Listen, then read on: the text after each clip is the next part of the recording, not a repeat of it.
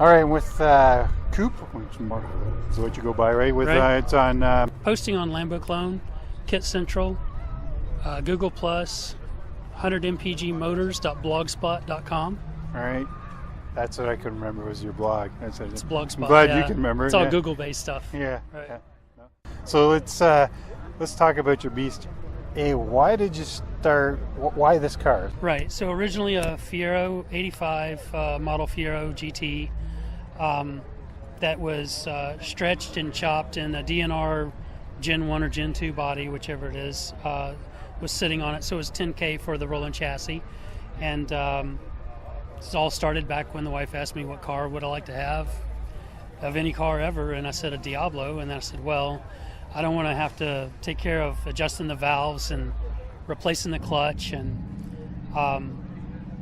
I like every line on the Diablo. There isn't a bad line for me on the car, every angle I like. So I thought, well, I'd like everything else to be GM, so it's cheap parts, easy to work on. I can take care of it myself. Go down and the it just corner has the Diablo body to it. So I said, I'd like a kit car. She said, well, go get yourself one. So 2 days later, I borrowed a buddy's trailer. 2 days later. And I went after it. And she said, what are you doing?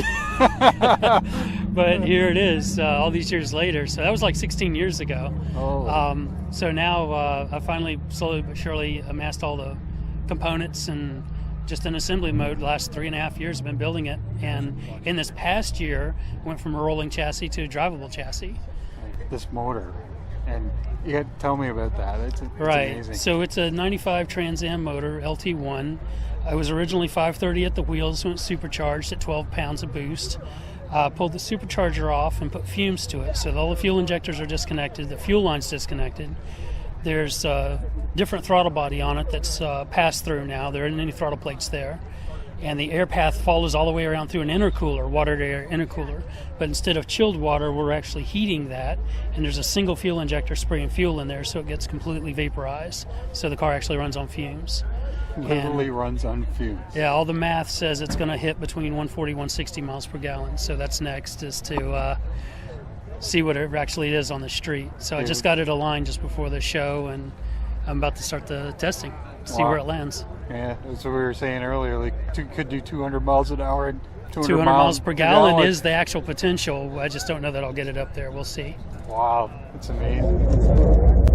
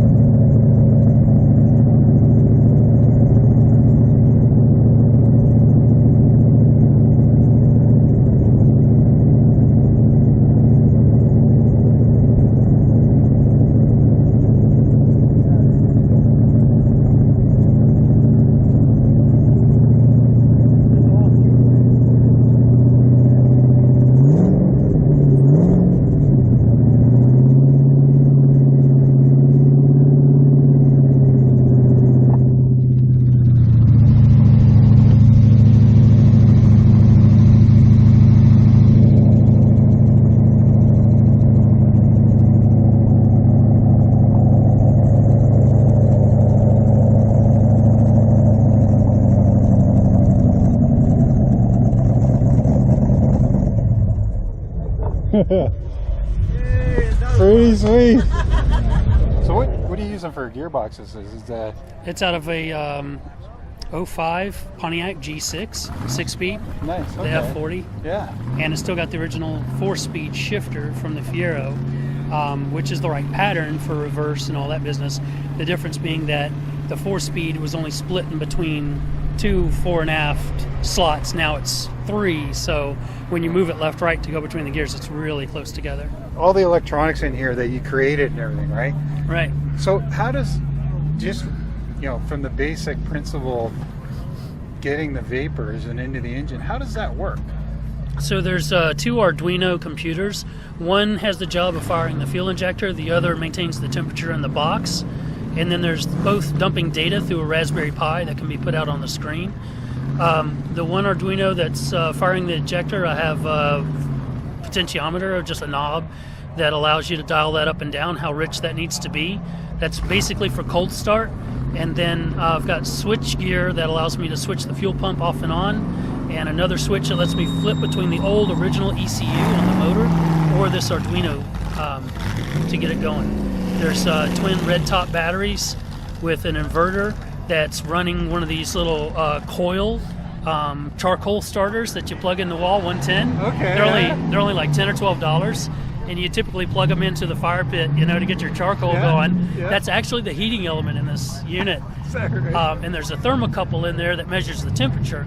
It lags behind the actual temperature that's current, so I actually had to turn that down to about 350 degrees when it's actually a little over 400 in there, and you actually want 400, 440 is the sweet spot to get all the liquid fuel to become completely vaporous. Really? Yeah. That is wild.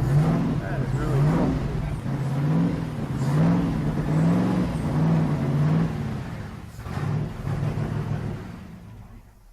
You're good.